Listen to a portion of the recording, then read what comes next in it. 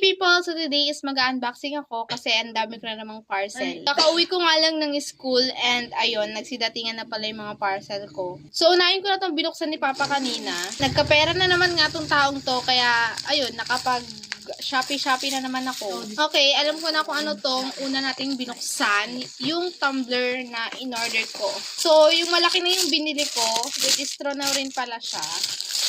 So, ito siya. Diba, ang laki niya?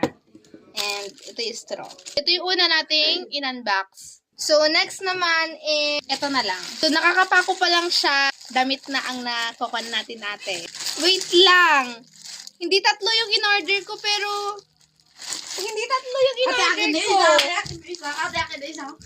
Tatlo yung dumating pero dalawa lang yung in-order ko, te. Aware na naman yung kapatid ko, hinihingi niya. Pero unahin muna natin tong, eto, feel ko is bigay siya pero kasi wala siyang plastic. So, eto siya. Angas, te. Guys, nagko-collect na talaga ako ng mga gantong mga damit kasi gusto ko na mag-oversize. Ayoko na ng mga top. Pangalawa naman is, like seriously guys, dalawa lang talaga yung in-order ko pero tatlo yung dumating. Yung pangalawa guys, diba? Ang ganda. Ang ganda lang ng design. Goku. So, last na tayo. Tignan nyo, sobrang ganda. Hello guys, ang ganda niya. Like, medium tong kinuha ko lahat. So, eto siya. Buti na lang medium yung kinuha ko kasi feel ko kasya naman sa akin. Ito talaga is freebies yung isa or bigay, ganun. Okay, next na tayo, te. Tingnan nyo naman yung kapatid ko sa likod. Sukat-sukatin na lahat. Parang sa kanya naman. Ito, yun na yung isa. Sapatos to kasi wala na talaga akong sapatos, te. Yan, o. Ito yung lagi ko nakikita dito sa TikTok and binili ko na siya, te. Feel ko, hindi ko pa siya ka-size.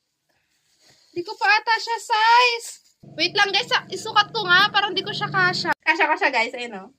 Ako pala siya guys, saktong-sakto lang. Kasi 37 tong kinuha ko. Okay, next na tayo.